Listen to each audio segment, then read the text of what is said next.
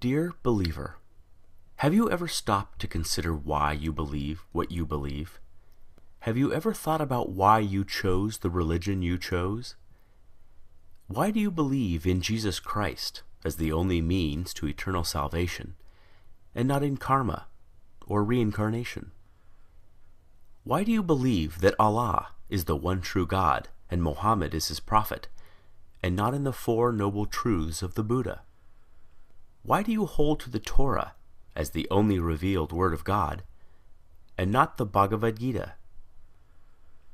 Dear believer, do you ever wonder why your heaven resembles a utopian earth, and is composed of the same base elements found right here on this planet?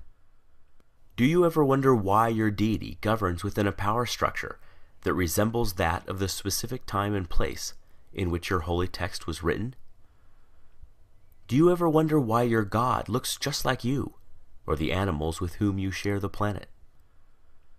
Dear believer, is the faith you practice the dominant one within your culture? Do you not find it at least a little suspicious that the overwhelming majority of all religious believers adopt the religion of the society into which they were born, yet remain convinced they've lucked out or been divinely admitted into the one true faith?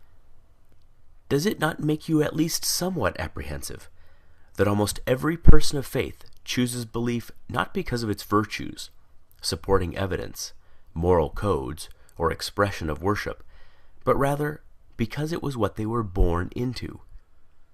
Why, out of the abundance of faith choices available, does almost every believer on the planet choose the faith that's within arm's reach? Are you a Christian because you were born in America or Europe? A Muslim because you were born in Saudi Arabia or Indonesia? A Buddhist because you were born in Japan or China? A Hindu because you were born in India? Can it be that faith is, in almost every case, just an accident of geography? Do you sincerely believe that had you been born in another country, you'd undoubtedly still be practicing the same faith you now embrace? Dear believer, is the faith you practice that of your parents and their parents before them? Is it the first to which you were exposed? Did you know that nearly all religious devotees end up believing what they were taught to believe by their parents?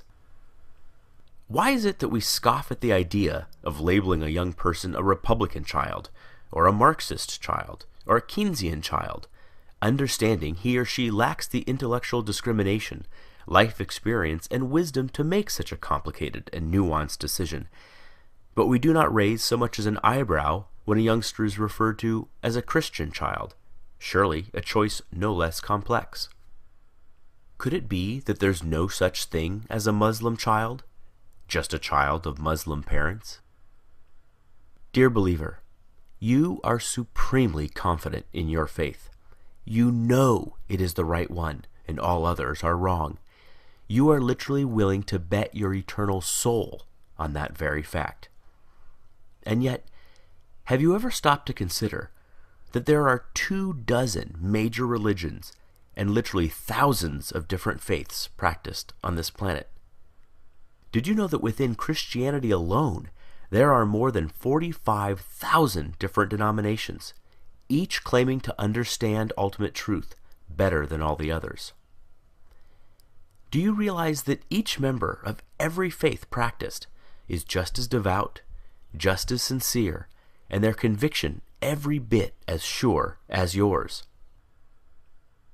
Did you know they too read infallible holy texts, have airtight apologetics, have experienced miracles, feel God's presence, sense his still small voice, obediently follow his perfect will for their lives, love him indescribably, and can defend their belief with the same fervency as you do yours?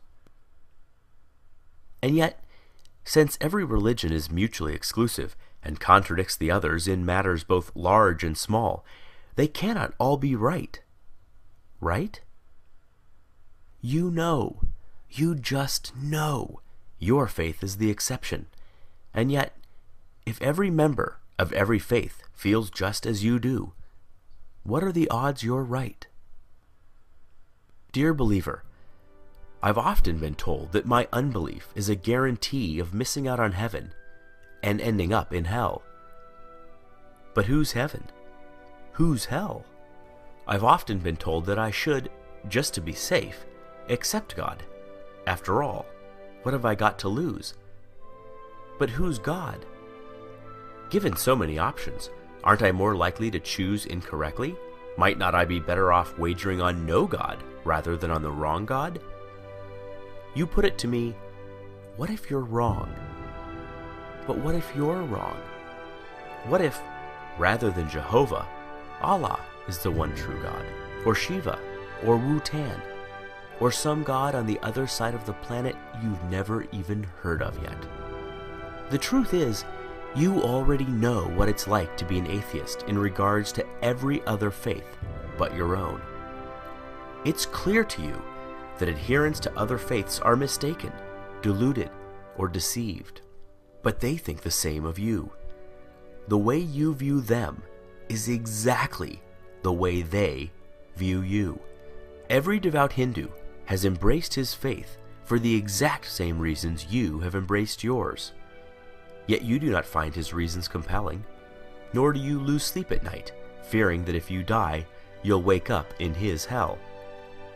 Given this, is it so hard to see why some of us just take our atheism one God further?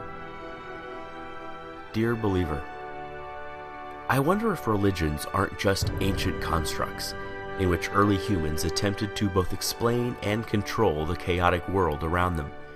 Though irrational in content, their emergence certainly isn't. We do not blame our ancestors for inventing religion. There is no shame whatsoever in stumbling when you are blind, or failing to properly construct a puzzle in the dark. But we no longer live in the dark. Science is ablaze in our world and illuminates our way, dissipating shadows and exposing even the deepest of crevices. We no longer live in the cave. We have crossed the valley, scaled the mountains, and have begun to make out the magnificent vista on the other side. We no longer require comforting stories to make us feel safe or valued. Is it not time that our beliefs match our discoveries? Is it not time that our ideas reflect our new perspective? There is equal, if not greater awe in reality than there is in fantasy. Perhaps it is time to stop telling ourselves that we are the reason the universe was made, that our culture is somehow better than other cultures, that our tribe was chosen over all other tribes. It is time to learn how the universe really is, even if that deflates our conceits, wounds our pride, humbles our point of view, and forces us to admit that we do not have all the answers. Believer, if you honestly value the truth above all things as you claim, as I truly know you do, you must confront these fundamental questions. Far better, Carl Sagan said, to embrace a hard truth than a reassuring fable.